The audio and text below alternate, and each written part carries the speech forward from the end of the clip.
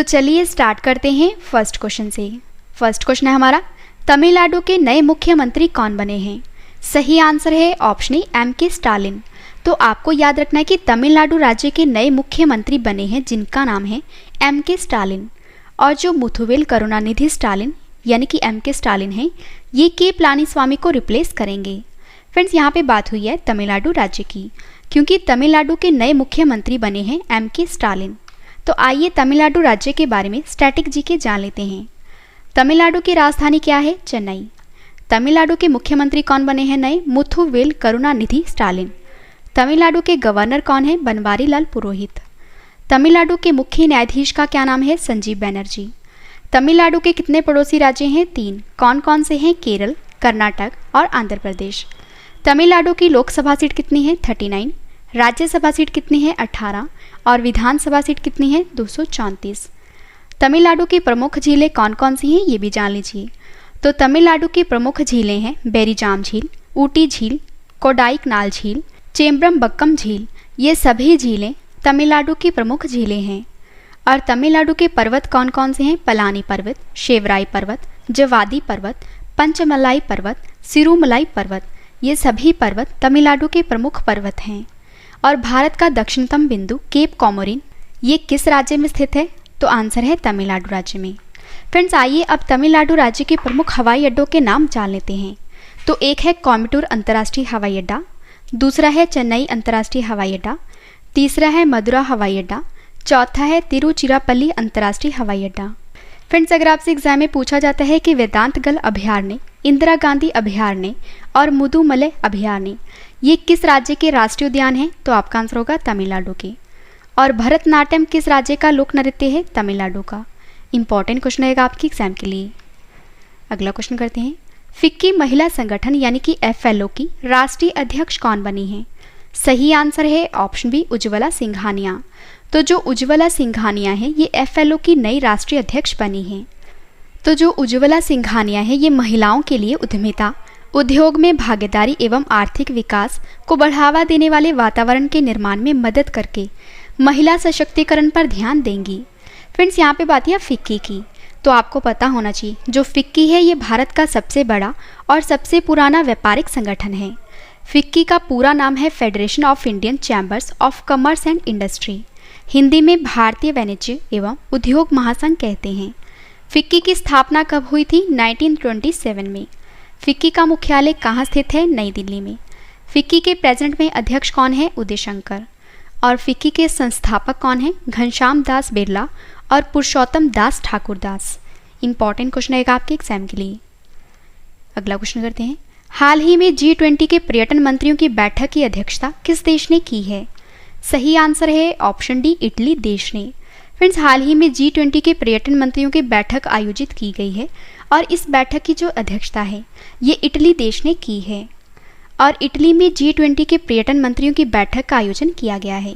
Friends, आपको ये भी पता होना चाहिए कि इस बैठक में भारत की तरफ से केंद्रीय संस्कृति और पर्यटन राज्य मंत्री जिनका नाम है प्रहलाद सिंह पटेल, इन्होंने इस बैठक में वर्चुअली भाग लिया है। और 2021 में इस बैठक का 16वां संस्करण है। और फ्रेंड्स, इस बैठक का जो उद्देश्य रखा गया था वो भी जान लीजिए। तो इस बैठक में पर्यटन व्यवसाय एवं रोजगार को संरक्षण देने और कोरोना वायरस से प्रभावित पर्यटन व्यवसाय पर चर्चा की गई है। तो यहाँ पे बात है G20 की।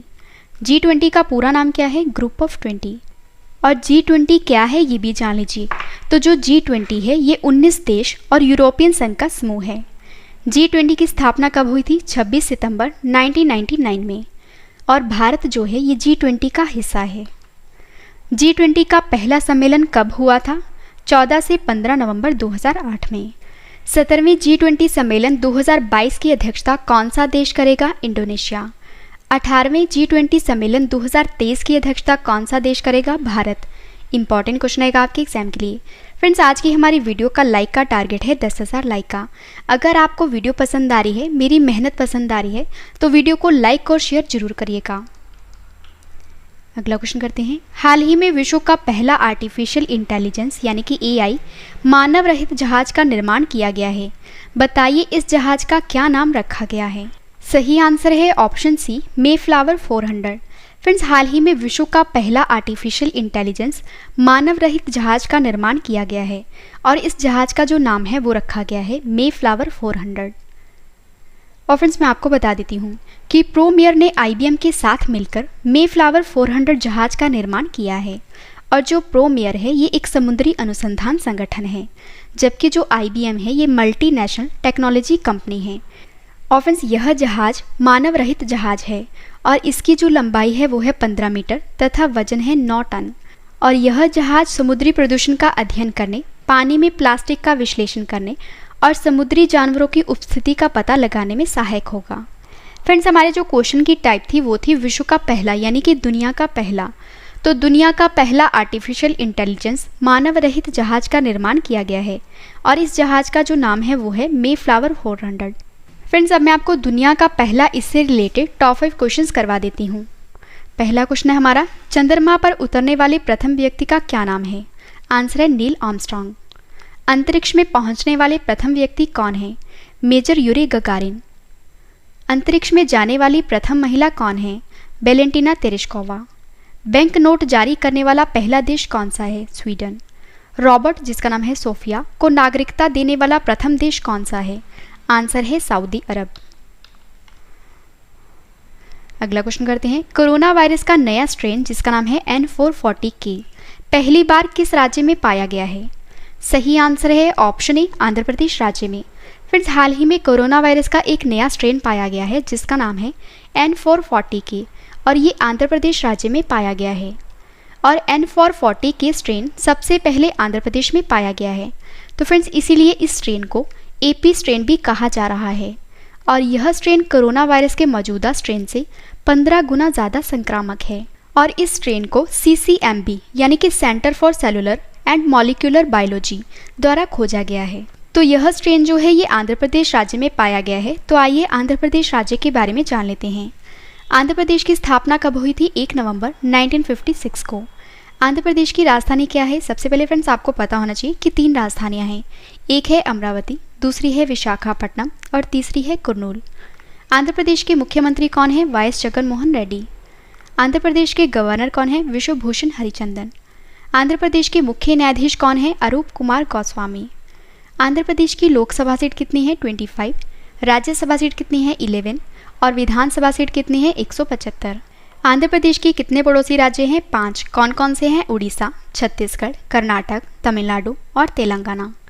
और फ्रेंड्स, आपको ये भी याद रखना है कि 1 अक्टूबर 1953 को आंध्र प्रदेश राज्य जो है ये भाषा के आधार पर गठन होने वाला पहला राज्य बना था। और आंध्र प्रदेश की श्रीहरिकोटा में सतीश धवन स्पेस सेंटर है।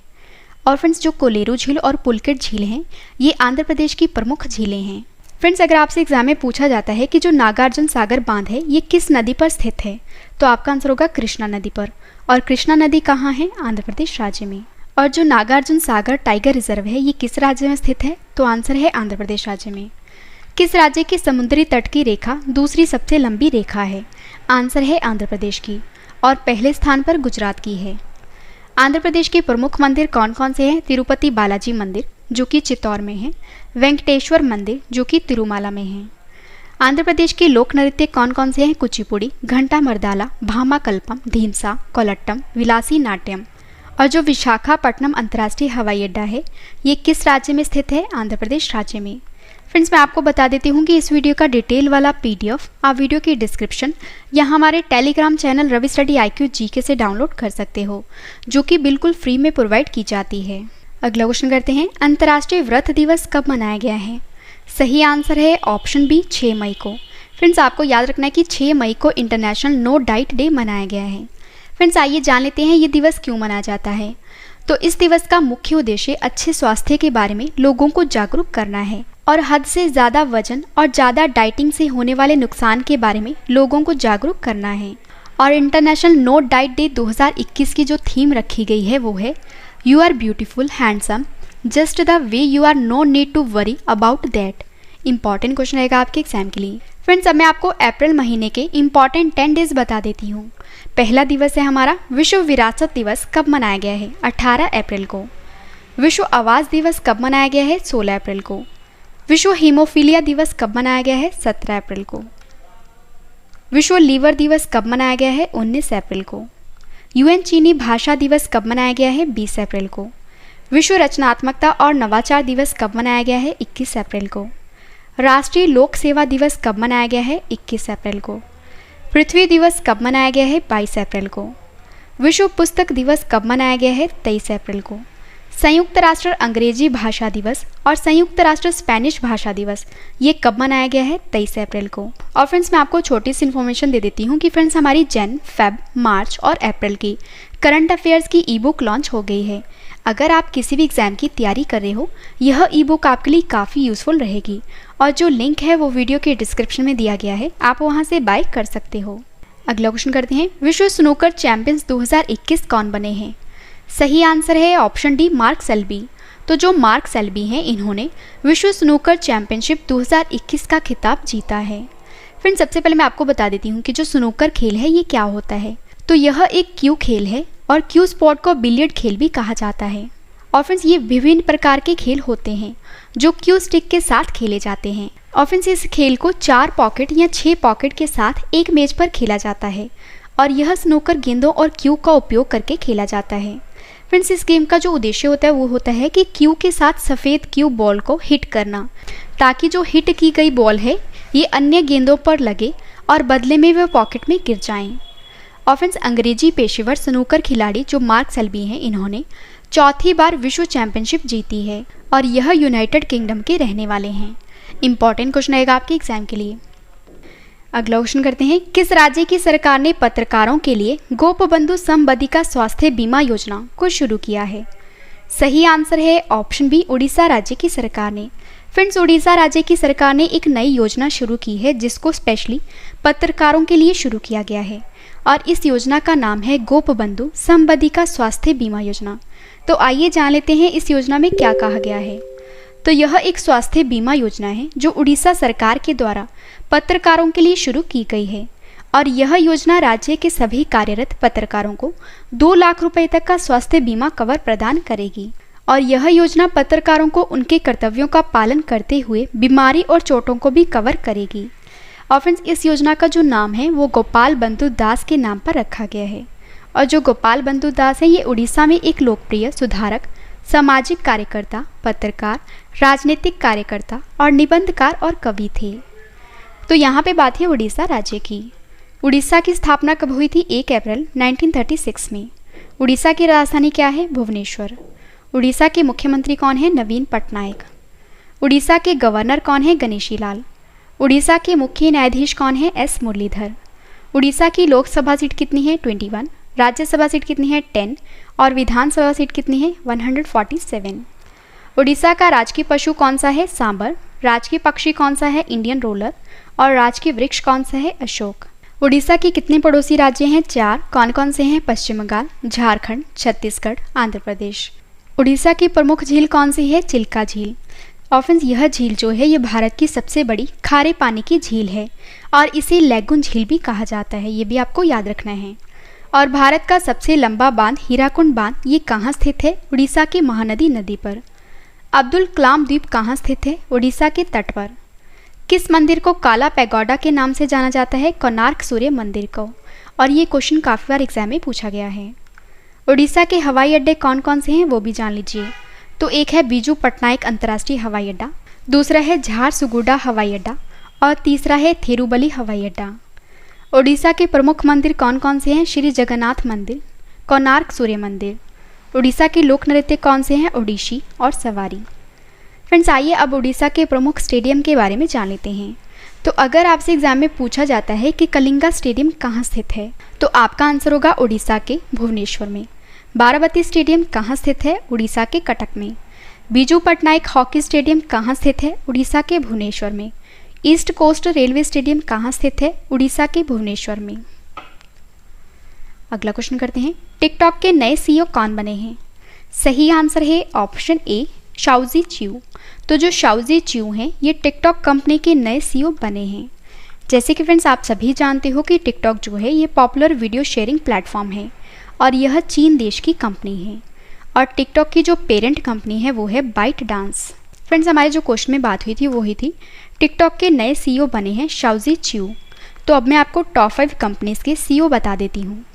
माइक्रोसॉफ्ट के सीईओ का क्या नाम है? सत्य नडेला। जूम ऐप के सीईओ कौन है? एरिक जुआन। गूगल के सीईओ कौन है? सुंदर पिचाई। फेसबुक के सीईओ कौन है? Mark Zuckerberg. और यूट्यूब की सीईओ कौन है? सुजेन वॉत्सिकी। फ्रेंड्स, अगर आपको वीडियो पसंद आ रही है तो वीडियो को लाइक और शेयर जरूर करिएगा। लास्ट क्वेश्चन करें, 2021 में एशियाई विकास बैंक यानी कि एडीबी की वार्षिक बैठक का कौन सा संस्करण आयोजित किया गया है? सही आंसर है ऑप्शन ए 54वां। फ्रेंड्स, 2021 में एशियाई विकास बैंक की वार्षिक बैठक का 54वां संस्करण आयोजित किया गया है। फ्रेंड्स, इस बैठक में एशियाई विकास बैंक के 68 सदस्य देशों के प्रतिनिधि शामिल हुए हैं। और आपको ये भी पता होना चाहिए कि इस बैठक में भारत की तरफ से वित्त मंत्री निर्मला सीतारमण शामिल हुई हैं। और फ्रेंड्स, इस बैठक की जो थीम रखी गई थी वो रखी गई थी 2021 की कि लचीले भविष्य के लिए सहयोग। फ्रेंड्स, आइए अब ये भी जान लेते हैं कि इस बैठक में क्या क्या चर्चा की गई है। तो इस बैठक में सभी देशों के बीच आपसी सहयोग, देशों का आर्थिक विकास और कोरोना महामारी पर आई आर्थिक तंगी में एशियाई विकास बैंक के द्वारा प्रदान की गई वित्तीय सहायता पर चर्चा की गई है। तो यहाँ पे बात है एडीबी की, क्योंकि 2021 में एशियाई विकास बैंक की वार्षिक बैठक का 54वां संस्करण आयोजित किया गया है। फ्रेंड्स, आइए एडीबी के बारे में जान लेते हैं। एडीबी का पूरा नाम क्या है? Asian development bank. हिंदी में क्या कहते हैं? एशियाई विकास बैंक। एडीबी की स्थापना कब हुई थी? 19 दिसंबर 1966 को। एडीबी का मुख्यालय कहाँ स्थित है? फिलीपींस के मनीला में। और एडीबी के प्रेजेंट में अध्यक्ष कौन है? मात्सुगु असाकावा। इंपॉर्टेंट क्वेश्चन रहेगा आपके एग्जाम के लिए।